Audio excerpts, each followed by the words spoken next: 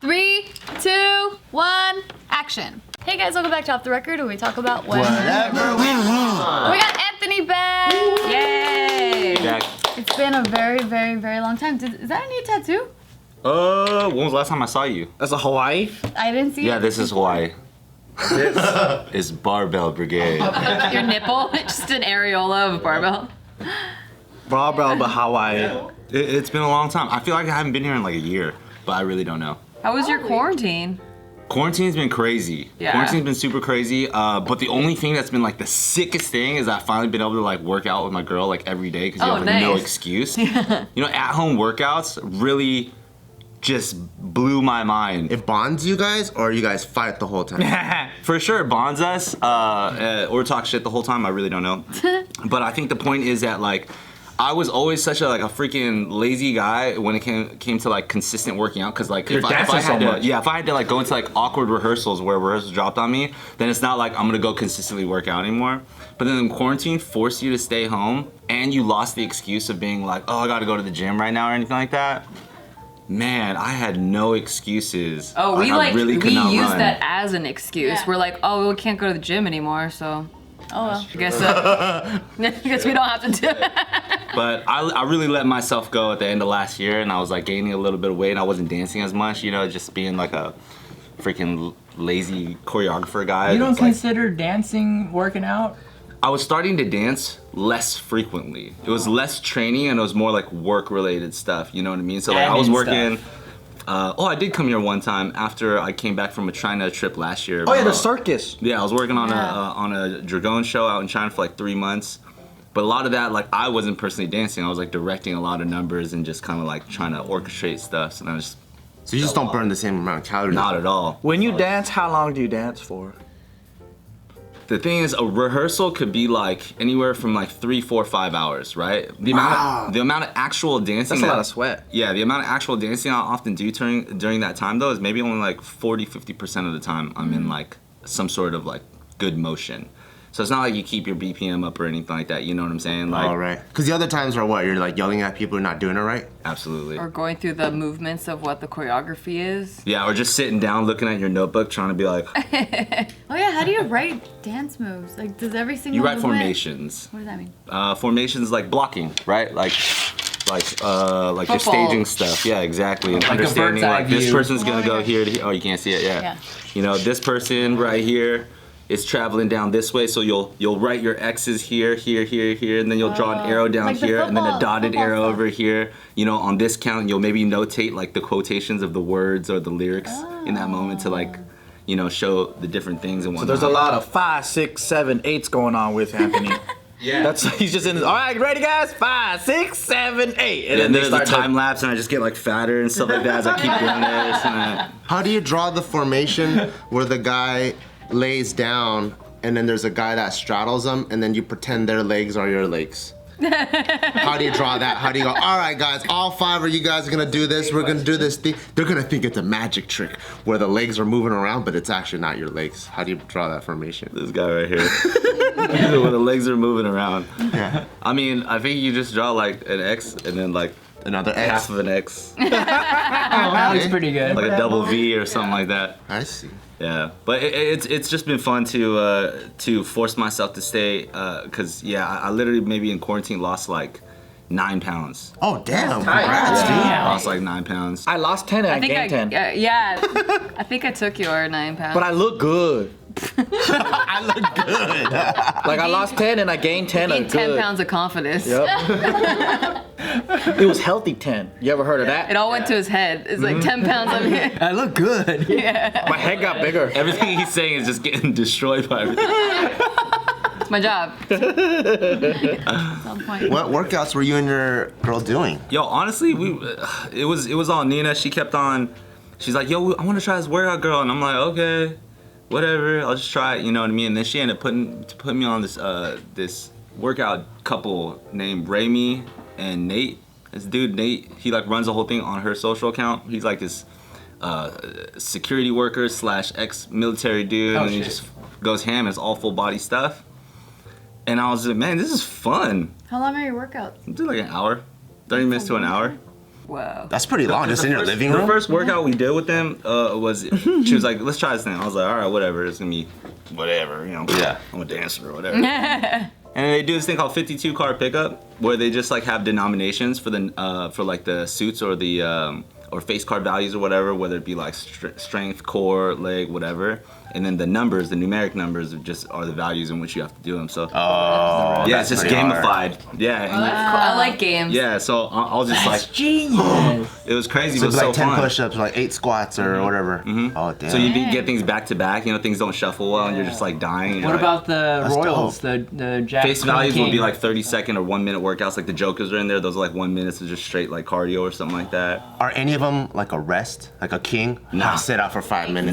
Nah. 5 minutes? It's just like the 10 seconds in between card pulls. So I'm always like, you always see me, I'm like hella weak too. I'm in the beginning, I'm just like praying that all the big cards go out. I'm like, high card.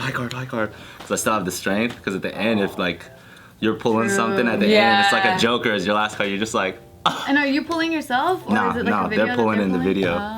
Oh, Yeah. they're pulling in the video. It's not you and It's your an girl IG pulling. live stream. Oh, that's cool. Yeah, and then we jumped around. We tried a couple other random things, you know, online people that were just giving out free workouts because, like, what a unique time, right? People just doing shit for free.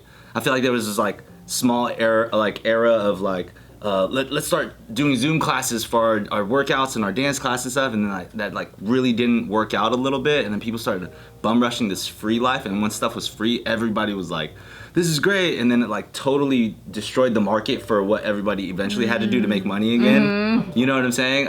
So You know, how have you guys been, like, at the Kinja studio and stuff? Like, how's that been going?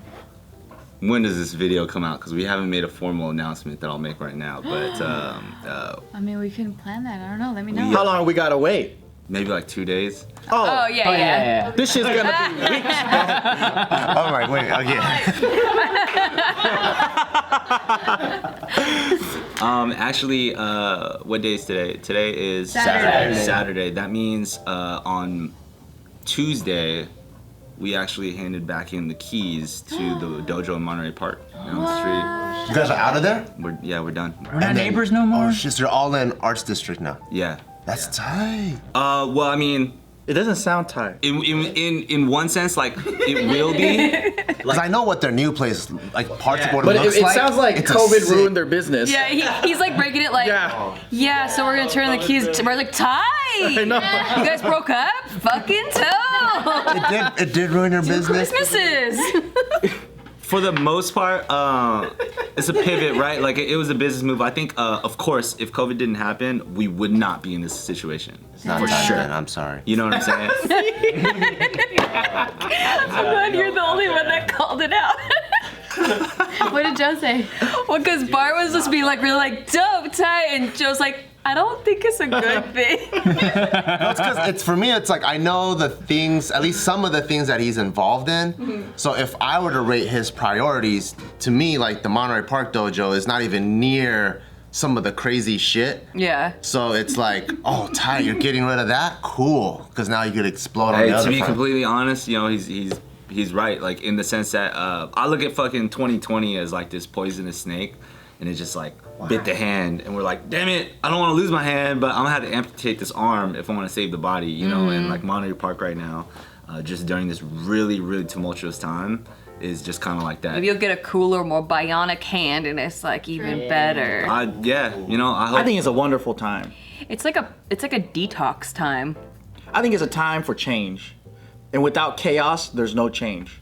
Yeah, it's like the world's on ayahuasca right now. We're just what in it's like, like? we're like in the vomiting, you know what I mean? Welcome to my brain, motherfucker. Oh, I want more war chaos then. What? Because this is like the weakest ayahuasca I ever tasted. I want some crazy shit then. Then what else do you want to happen? Yeah, then? what do you want to happen? I mean, like hundreds of thousands of people dying is not enough for you? No, I don't. That's not what I'm saying. I don't. Dying. I'm talking about the chaos. I'm not talking about the death. Not at our backyard yet, but the world is facing it. Because it's not the thing that I'm focused on. It's people are dying, right? And people have been dying of other causes way more than Corona. That's not the chaos I'm talking about. I'm talking about when other people die of other things. I don't know, like drunk driving or flu. People go, okay, cool. But when it's Corona, they're like, I mean, it's human nature, right? That's the Because chaos that I'm talking about. Is the reactions to what's going on. people are dying way more from like pharmaceuticals, but they're like, you know, you're gonna die in an airplane crash or whatever. Like, you should be afraid of the opioid usage, not the airplane crash. Same with like, you know, like cars. Like, cars are way fucking more dangerous than being on an airplane, but most people are afraid of flying. Dude, the opioid epidemic. It's like that like disappeared. Yep. You know, I mean, it didn't disappear, but Nope. people aren't talking about They're it. not talking about It's it. just whatever the news feeds us, and then that's what we talk about. It's like there's and are only afraid one of. spotlight, and then whatever like that one spotlight's on is what the whole world talks about. That's why I think there's not enough ayahuasca yet, because we need to have 50 spotlights and everything is just. You don't feel? I feel like that is happening though. It is. I feel like there's 1,000 spotlights. There's like, especially if you go on Twitter. Yeah. Like, yeah. I think it's getting there. It's definitely a You slow need to go build. on Twitter and then you'll feel it, Bart. Because you don't go on Twitter. Is that what it is? Because I'm not on Twitter anymore either. Oh, Twitter is like Twitter's a a slaughter. toxic. Spend 2 hours a day on Twitter, you'll feel like the world's falling apart. But maybe you guys need to not be on Twitter. Yeah, maybe. No, but if you want it though, you're like, this isn't enough, guys. I want a real one. I don't want a digital ayahuasca. I want like real ayahuasca. Like real in the. I can't escape it ayahuasca. I mean, it's kind of like an extremist point of view, but it is reality, right? Like, this might be an unpopular conversation topic, but like, for example, like let's say if Hillary had won and Trump wasn't in office, and maybe things were way more like calm right now, maybe we wouldn't be trying to write things like systemic oppression. You know what I'm saying? Like, people would be happier and things would be normal, and that's like technically worse. And that's why I like disruptors. Exactly. Because when I speak of, you know, Trump and what he's done, I don't necessarily back him up as a human being or his character or who he is. But what he's done is he's not quite yet the established, like, politicians, like, old guard group, right? So he's a disruptor. He'll come in and create chaos. And some people might be like, but he's going to create World War III. And I'm like, well, maybe we need a little bit of World War III. I don't know, because the concept that I see it as is that in order for drastic change, you need drastic situations. Yeah. Drastic growing pains. Growing, exactly. Like, because I'm looking at it in it sucks that a lot of this will happen, right? But I'm looking at it in the way where, like, in order to create a new forest, you have to burn the old one. And sometimes new seeds just don't grow unless that process happens.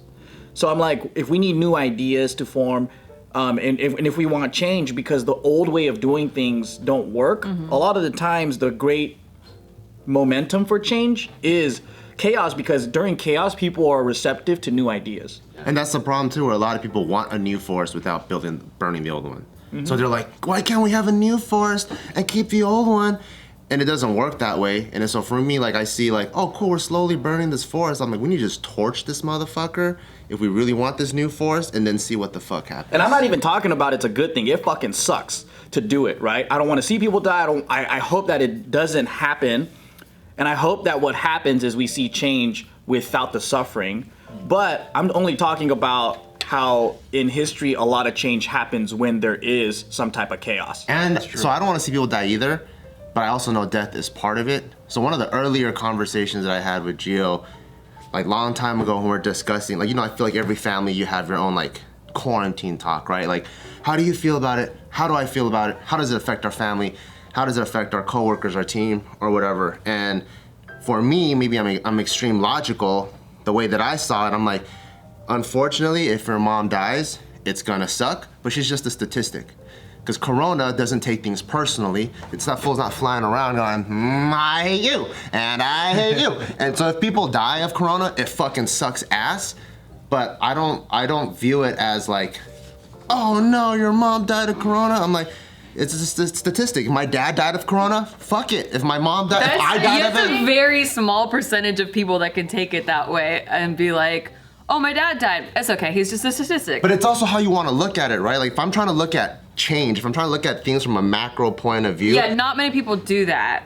Yes, but then so for me, if that's the conversation we're trying to have, then I have to look at it that way to understand where we're trying to go. You see the ends justifies the means. I don't think the ends justify the means, but I understand as they're reporting statistics why things But need what's to the happen. purpose behind that reasoning, because I think people understand that, but they're having a difficult time coping with the reality. Yeah, the of, emotional aspect. That's the tough part. That's the part we all have to Like deal you're with. saying- I guess I'm trying to understand. So for you, you're saying like if your dad died from coronavirus, like will you even still mourn, or you're just like, No, of course I'll mourn, and of course I'm gonna be sad. I'm also human. yeah. so when people hear your logical argument, they think that you're telling them how to process a situation, which I'm thinking that are you talking about prevention? Should we even deal with prevention? So I think that the motive has to be clear about your statement, so people don't misinterpret it, what the reasoning is behind it. Yeah, I'm just talking about kind of like the forest example, right? Where I think everyone wants a new forest and old forest. So if you want to open the economy back up, people are gonna have to go in public. You know, if you want to do this, you have to do that. And then so that's where it comes to my mind, where it's like you can't have everything that you want. So what is the most important thing? And so for me, if things do happen, like let's say if I do get in a car and I get smashed in a car crash, it fucking sucks, but that's also part of me driving, me getting a license. So you're talking about people assuming the risks of life and accepting and it? I'm oblivious to it. I see. The minute I sign up for a license, I'm going, I just increased my chances of dying by 1%, or whatever the statistic is. And I think people need to understand that that's what's going on versus being blind to what's happening. So you're seeing it as people don't want to accept and take responsibility for how the world is. Yes. Because of... Yeah, I get it. Like, people naturally want to create a utopia. But And they like, want to see it in the news, like, oh, that's the news, that's never happened to me. Utopias will never come true, and then if anything, it's actually more dystopian. Like, Yeah, the we're world all part of will the actually statistic. And was that because you see over, like paranoia from people? Like they're trying to prevent it? Or do you, I guess, is that the reason why? So yeah, like when I hear people talk about plans, and I hear people like within families or even with politics, or just when I hear people plan, most of it is just the juggling of fear and emotions. And it's like, if you're gonna go skydiving, you can't be thinking about the wind in your face and all that, you know? Like if you're gonna pull the trigger on something, you have to just do it based off the facts. And the facts are, I think you get hit, there's a higher chance of dying from a ton of other things than you are from skydiving. The emotions and stuff, like trying to operate 1000% with only logic. And that's not what I'm advocating for either. Is also unrealistic, because then like obviously emotions help us, like the way we feel about certain things help us survive too. And like why we would want change in the first place. I think Bart's talking about delusional versus That's what I'm emotional. talking about. Because what I'm getting is that he's not against people reacting in a way where they're negative or they're hurt or like they're facing loss and they have to cope. I think that's normal, like human, you know, but it's them and their perception. It's like you're setting your mind up for failure, not accepting the reality and wanting to deny the reality is what he's saying. Yes. Right? And then how does that affect you? What do you mean? It affects How?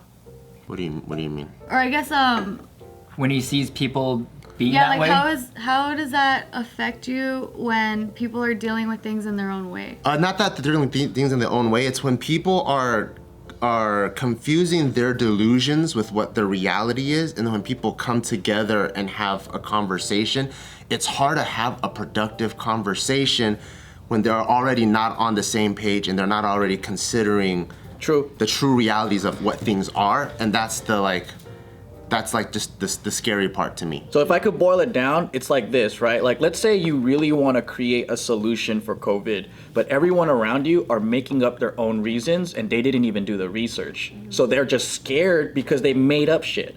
And then you're like, well, how can this family come up with a solution if none of us are going to do the research and read the material or anything, and everyone's just saying, did you hear you get COVID by like someone just talking to you, or like did you hear, like, and then you have all these rumors and then people are delusional and then like they're just paranoid On all sides too. I mean, there's people that are like, fuck face masks, let's just go out, they're taking my liver, like the people in Newport Beach.